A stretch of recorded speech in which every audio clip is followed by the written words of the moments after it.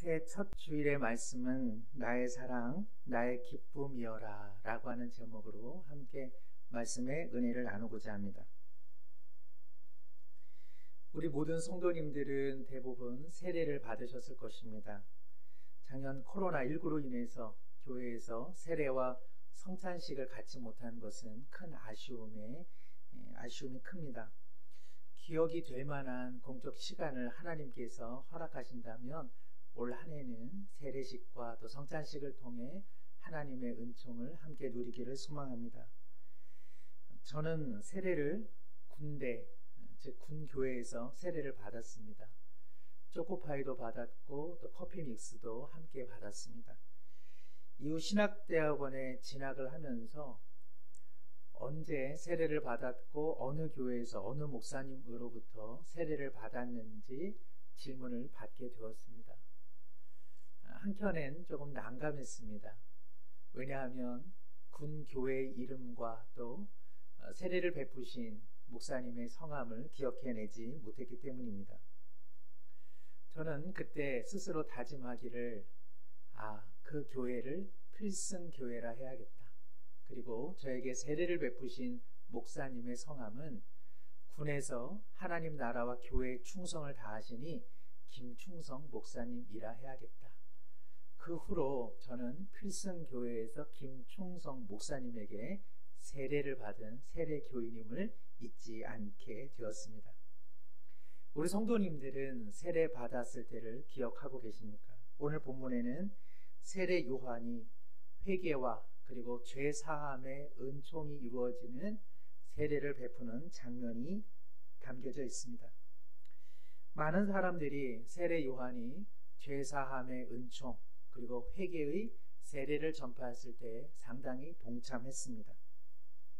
그래서 요단강에서 세례를 받게 되는 것입니다. 그런데 한편 생각해 보면 유대인들은 율법적으로 물로 스스로를 정결케 하는 정결의식을 늘상 해왔던 사람들입니다. 그렇기 때문에 요단강에서 새로이 물로 자신의 몸을 적실 필요가 없었던 것이죠. 그런데도 불구하고 왜 유대의 많은 백성들이 요단강에서 줄을 서서 세례 요한으로 하여금 세례를 받게 하려 했을까? 바로 여기에는 보다 중요한 의미가 있습니다. 즉 기존 율법 의식과 예루살렘 성전 체제를 통해서는 이스라엘 백성들이 참 자유함 그리고 거룩한 열정 그리고 회개에 대한 참다운 각성이 일어나지 않았음을 보여줍니다. 만일 그러하였다면 이처럼 많은 백성들이 매서운 세례 요한의 메시지에 응답하여 요단강에 줄지어 설 필요는 없었기 때문입니다. 정치적으로나 경제적으로나 종교적으로나 어느 곳에서도 위로를 받지 못하던 이스라엘의 많은 백성들은 세례 요한의 선포 그리고 그리스도의 오실 길을 예비하는 새로운 메시아 도래 소식에 그들 마음도 각성이 되었던 것입니다. 그런데 그 새로운 길은 기존의 종교 체제가 아니라 광야의 사람 세례 요한에게 임하였고 그 장소 역시 예루살렘이 아니라 요단강이었다는 사실을 우리는 기억할 필요가 있습니다. 사랑하는 성도 여러분, 하나님께서 행하시는 일은 하나님의 은혜는 세상에 관습적이고 그리고 의미를 잃어버린 형식적 체제에 의존하지 않다는 사실을 우리는 다시 한번 기억하게 됩니다. 이는 역사적으로 끊임없이 하나님께서 반복적으로 행하신 일이기도 합니다. 초대교회가 로마 국가의 종교로 변질되어 갈 때에 하나님께서는 로마의 교회가 아닌 수도원을 통해서 교회와 복음의 본질을 새롭게 하셨습니다. 중세 교회가 복음의 본질로부터 이탈될 때는 하나님께서는 종교개혁을 통해서 교회를 새롭게 이끄셨습니다. 종교개혁자들이 지나치게 교리적 논쟁으로 차가워질 때에 하나님께서는 영적 대각성을 통해 거리와 광산 그리고 농촌에서 참다운 생명의 교회들을 일으켜 세워주셨습니다. 다시 이 모든 교회들이 고착화될 때에 하나님께서는 19세기 대항해 시대와 함께 먼 곳을 향한 선교의 시대를 여셨습니다. 물론 이 모든 일에 쓰임받은 사람들은 주류에 비껴 서 있기 때문에 쓰임받은 것은 아닙니다. 새로운 시대, 새로운 곳에서 새로운 흐름을 여시는 주님 앞에 새롭게 몸과 마음을 순종하며 기다렸던 경건의 사람들이 쓰임받았음은 두말할 나위가 없습니다. 그런 의미에서 세례가 베풀어지는 요단강은 단순히 강의 의미를 넘어섭니다. 요단강은 이스라엘 북부 해발 2700여 미터의 헤르몬 산의 이슬로부터 시작되어 갈릴리 호수를 지나 요단 계곡을 거쳐 이스라엘의 남부 사해 바다에 이르게 됩니다. 건조한 이스라엘 국가의 전 국토를 넘실넘실 흐르는 강물이 요단강입니다. 그러므로 이스라엘 백성들이 요단강에서 세례를 받았다는 사실은 새 일을 창조하시는 하나님의 은총이 새로이 도래되었다는 것을 의미합니다. 북에서 남으로 흘러가는 이 새로운 영적 흐름뿐만 아니라 요단강이 갖고 있는 또 다른 의미는 동과 서를 경계하는 구분짓는 의미도 갖고 있습니다. 이스라엘 백성은 죄악된 애굽과 광야를 거쳐, 즉 동쪽의 지역을 거쳐 요단강을 건너 이스라엘로 넘어온 사람들입니다. 요단강의 동쪽은 죄악과 그리고 어둠의 시대였다면 이스라엘 백성이 강을 건너므로써 서쪽에 위치했다는 것은 새로운 자유민, 새로운 하나님의 백성 되었음을 의미하는 것입니다. 그러므로 요단강의 세례란 하나님의 새로운 흐름에 동참하는 것이고, 그리고 죄악에서 참다운 하나님의 백성으로 돌아오는 것을 의미합니다. 새해 첫 기적이라고 하는 시가 있습니다. 제가 한번 읽어보겠습니다. 황새는 날아서 말은 뛰어서, 거북이는 기어서, 달팽이는 기어서, 곰뱅이는 굴렀는데 한날 한시 새해 첫날에 도착했다. 바위는 앉은 채로 도착해 있었다. 하나님께서는 부하건 가난하건 빠르건 늦건 탁월하건 조금 어리석던 간에 누구에게나 다시금 시작하는 새해를 선물로 주셨습니다. 물론 새해가 왔다고 해서 엊그제 밀어놓은 설거지가 새해를 맞이해서 다 사라지는 것은 아닙니다. 그럼에도 불구하고 매일처럼 흘렀던 요단강, 그 요단강에 새 마음 새 열정으로 하나님께 몸을 맡긴다면 우리의 새해는 새로운 새해가 된 것이 아니겠습니까?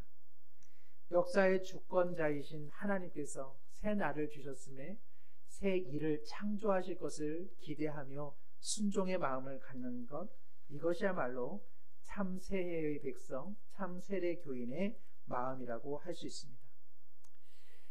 이 요단강에 이스라엘 백성들만 세례를 받은 것이 아닙니다. 놀랍게도 오늘 말씀해 보시면 예수도 세례를 받으시고 예수님께서 이 요단강에 함께 몸을 담그셨다는 것입니다.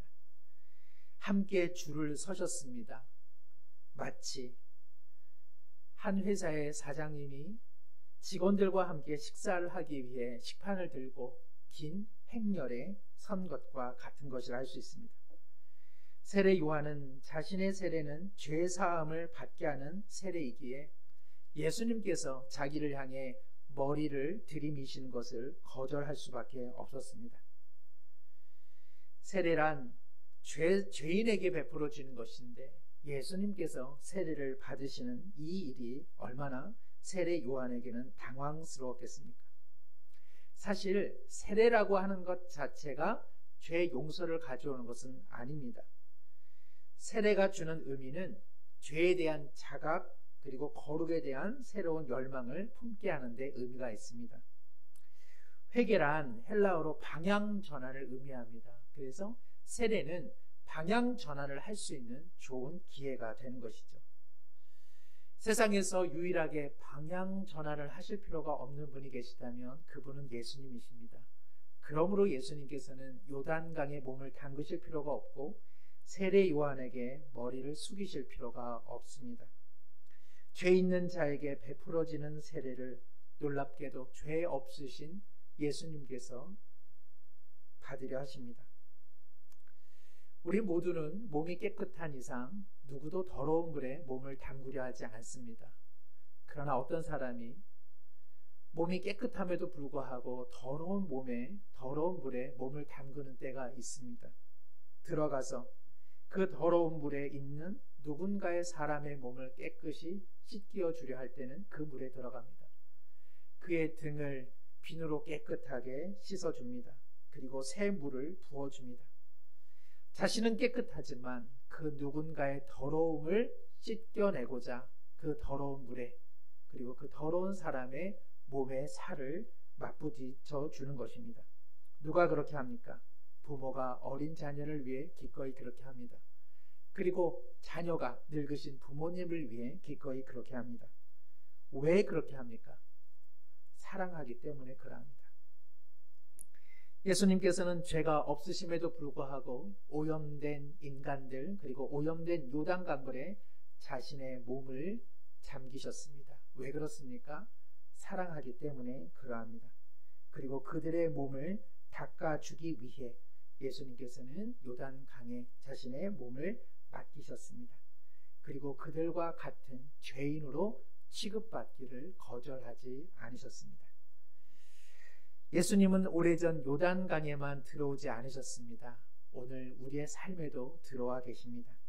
우리의 욕망, 우리의 미움, 우리의 시기, 그리고 우리의 정욕, 우리의 이기주의로 혼탁해진 우리의 삶의 밑바닥까지도 예수님은 들어와 주고 계십니다.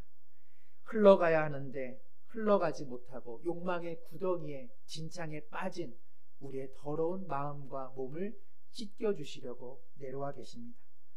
건너야 하는데 차마 건너지 못하고 여전히 머뭇거리고 있는 우리의 삶의 한복판에 예수님은 들어와 주십니다.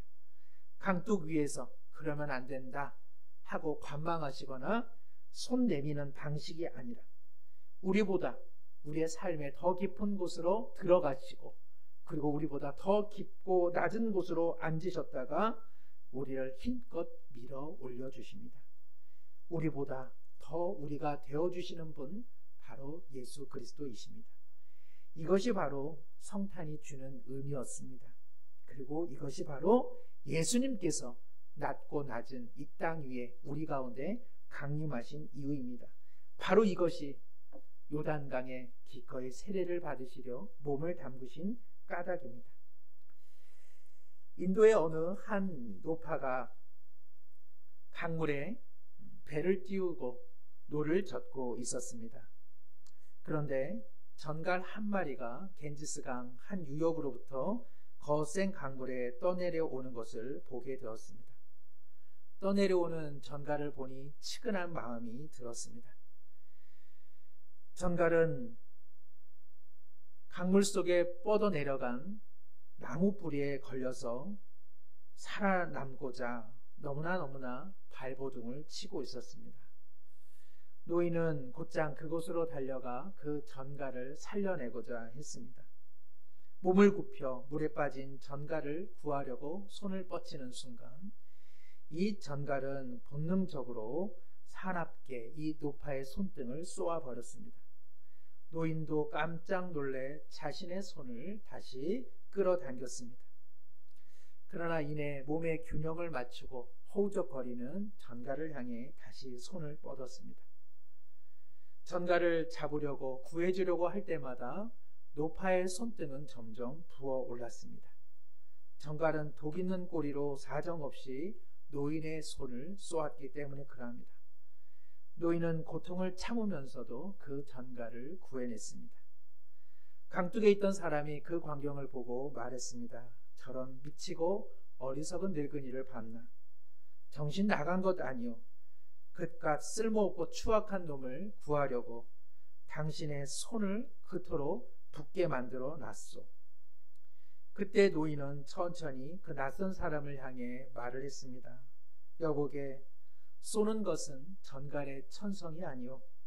그렇다고 그것을 구해주고자 하는 내 천성을 포기할 순 없단 말이오. 우리가 하나님을 만나는 자리는 하나님의 사랑의 천성, 그리고 우리의 죄악된 본성이 만나는 곳이기도 합니다. 우리를 구하시고자 하나님은 끊임없이 상처를 받고 계십니다. 우리의 고통 그리고 우리의 아픔에 함께 하시기 위해 하나님께서는 우리보다 더 모진 시간들을 보내고 계십니다. 하나님은 우리의 체질을 아십니다. 그래서 우리의 연약함을 긍휼히 여겨주고 계십니다. 우리 자신도 우리 자신을 용납하기 어려운 때조차 하나님은 오래 참으심으로 자신의 사랑을 나타내 주고 계십니다. 그러니 우리 모두 새해를 맞이할 때에 다이어트도 좋고 또 여러 가지 시간 관리도 계획도 좋지만 하나님의 은혜가 이러하다면 이제는 우리의 욕망과 우리의 집착을 조금 내려놓기를 스스로 고백해야 되지 않겠습니까? 이제는 새로운 요단강의 은총이 우리 가운데 흘러 우리도 건너보는 인생이 되어야 하지 않겠습니까? 우리도 사나운 가족과 이웃을 향해 조금 더 부드러운 손길을 내밀어 주어야 하지 않겠습니까? 그런데 우리의 문제점, 우리의 취약점 중에 하나는 무엇입니까? 잘 아는데 잘 안 된다는 것입니다. 하나님의 은혜를 잘 알지만 그 은혜의 방식으로 살아내지 못하는 것, 이것이 우리의 작년의 병이고 또 올해도 도지고 말 우리의 병이 아니겠습니까? 가야 할 길은 알지만 갈 수 없는, 가야만 하지만 갈 수 있는 힘이 없다는 것, 이것이 우리의 치명적 약점입니다. 예수님께서 이처럼 요단강에서 세례를 받으실 때 하늘 문이 열리고 하늘에서 음성이 들려옵니다. 오늘 말씀 22절 하반절에 하늘로부터 소리가 나기를 너는 내 사랑하는 아들이라 내가 너를 기뻐하노라. 저와 45년 차이가 나는 막내 아들이 요즘에 말문이 트였습니다. 그리고 세상도 조금씩 알아가고 있습니다. 불만도 많이 생기는데요. 그중 하나가 왜 아빠는 매일매일 교회를 가느냐 하는 것입니다. 우리 막내 아들의 꿈은 아빠가 교회 다니지 않는 것입니다. 어느 날은 울면서 보채기도 합니다. 아빠, 제발 교회 가지 말아주세요. 그러면 제가 우리 막내 아들을 꼭 안아주고 말합니다. 빨리 교회 갔다가 올게. 사랑해. 누군가에게 사랑이라는 말을 할 때 언제 그 사랑이라는 말을 합니까? 그 사람이 사랑이 필요할 때 그 말을 합니다. 그 사람이 사랑이 필요할 때 사랑한다는 말을 우리는 해주는 것이죠. 하나님께서 하늘문을 여시고 예수님을 향해 너는 내 사랑하는 아들이라 내 너를 기뻐하노라, 이 말씀을 할 수밖에 없었던 것은 예수님이 그 사랑을 필요로 하는 때였기 때문에 그러합니다. 왜 예수님은 이때, 즉 하나님의 사랑이 필요한 때였을까요? 너는 내 사랑하는 아들이라 내가 너를 기뻐하노라, 이 애틋한 친밀한 말씀은 구약 시편 2편과 이사야 42장을 배경으로 하고 있습니다. 그런데 시편 2편과 이사야 42장은 모두 사랑하며 기뻐하는 이 아들, 그러나 이 아들이 아버지의 뜻을 이루기 위해서는 순환당할 것을 예언하고 있는 말씀입니다. 즉 고난이 언급되고 있다는 것이죠.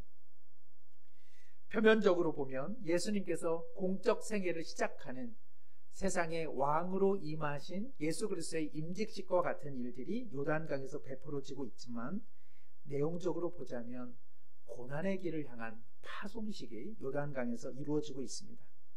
그래서 예수님은 자신이 받는 세례는 고난의 세례라고 말씀하셨습니다. 너는 내 사랑하는 아들이라 내 너를 기뻐하노라, 이 말씀이 예수님의 생애에 한 번 더 울려 퍼지게 되는데 그건 역시도 예수님께서 예루살렘을 향해 십자가 순환 예고를 제자들에게 하신 이후 소위 말하는 변화산에서 듣게 됩니다. 즉 너는 내 사랑하는 아들이라 내 너를 기뻐하노라. 이 친밀한 말씀은 일견 애잔한 말씀입니다. 자신의 사랑하는 아들 예수가 이제 고난의 시작점에서, 그리고 더 깊은 고난의 절정을 향한 변곡점에서 아버지가 아들에게 들려주는 말씀이기 때문에 그러합니다. 예수님에게도 하나님의 사랑을 필요로 하는 때가 있었습니다. 하나님의 사랑 없이는 가야 하지만 갈 수 없기에 하나님 아버지의 사랑이 필요했던 것입니다.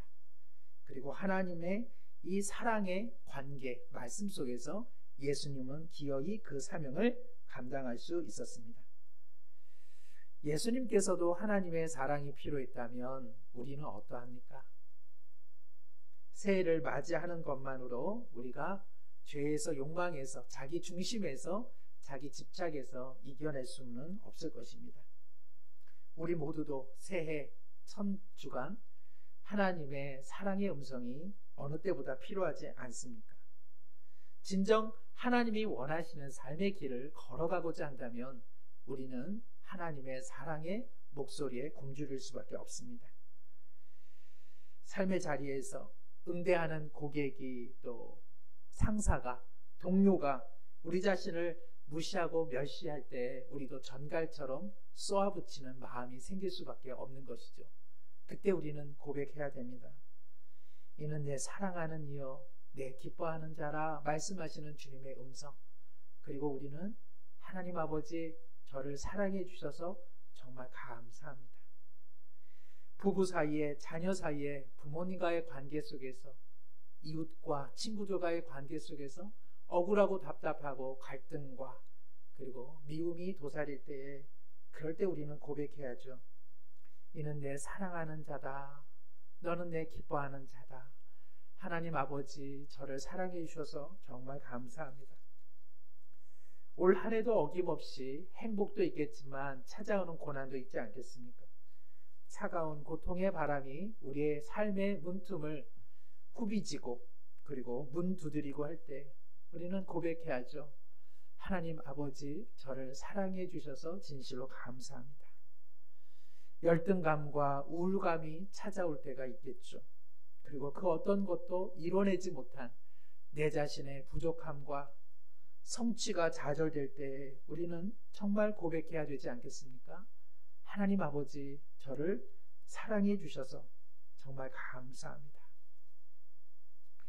우리 모두는 언제나 어디서나 매 순간 하나님의 사랑을 절실히 필요로 하며 살아가는 존재입니다. 어느 남성이 앞서 키운 애완견과 또 새로이 키우게 되는 애완견, 그 이야기를 하는데 제가 그 이야기를 오늘 말씀 마무리로 들려드리고자 합니다. 이 이야기를 그저 어느 한 남자분이 애완견을 좋아하나 보다 이리 듣지 마시고 우리를 향한 하나님의 사랑의 이야기로 들어주시기를 바랍니다. 이 남성은 17년간 소중하게 애완견 한 마리를 키웁니다. 그러나 암이 도졌고 더 이상 손쓸 수가 없었습니다. 아무리 개라 할지라도 17년 함께 살았으니 자녀 같은 마음이 들지 않았겠습니까?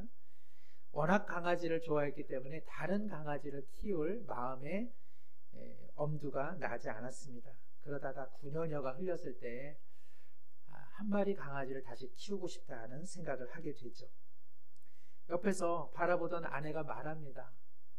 그 앞선 개와 이처럼 이별하는데 고통을 심하게 몸부림치며 보냈는데 새로 개를 입양하게 되면 그저 한 10여 년 살다가 이별할 테니 더 이상 키우지 말라고 반대를 합니다. 그러나 이 남성은 내 삶도 그 정도 남지 않았겠느냐 하면서 결국은 애완견을 물색해 봅니다. 신문 전단지에 9개월 동안 아무도 입양하지 않는 강아지가 있다는 소식을 듣고는 그 가게를 찾아갑니다.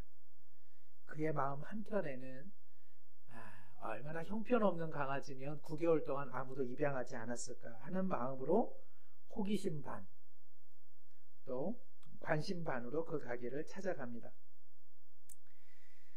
가게를 찾아갔을 때 그는 단번에 알아봅니다.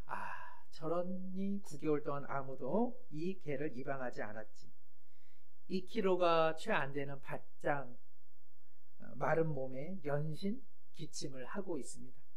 진드기들이 달라붙은 귀를 한쪽 발로 미친 듯이 털어냅니다. 함께 있는 강아지들도 사나웠고 그곳의 환경은 똥이 여기저기 쌓여 있었습니다. 내가 잘못 생각했군. 괜히 이곳에 왔어. 저렇게 병든 개니 누가 데리고 가겠어. 괜히 왔다가 내가 저 개를 데리고 갔다가는 불치병으로 얼마 있다가는 또 보내고 말겠어. 그리고는 아내와 함께 다시 돌아갑니다.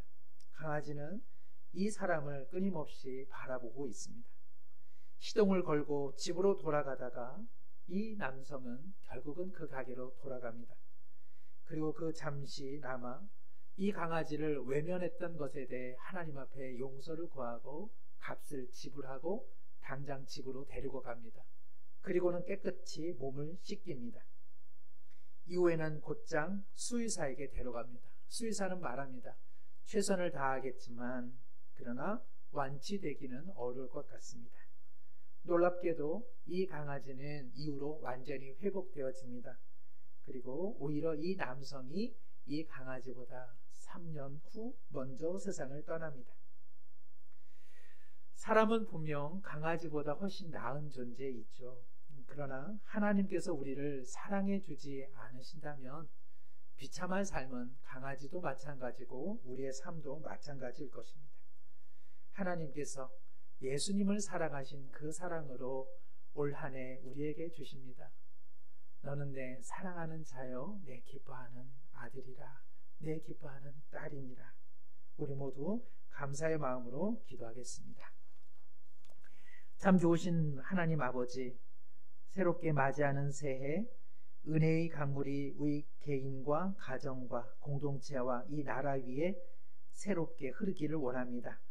그 은총의 강에 몸을 담그사 우리를 순종의 백성으로 회개의 백성으로 새롭게 하시나니 올 한 해 걸어가야 할 신앙의 길, 나의 사랑 내 기쁨이라 말씀하시는 주님의 그 사랑을 의지하여 잘 걸어가게 하옵소서.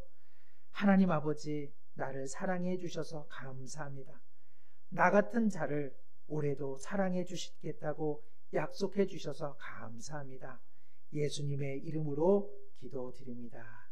아멘.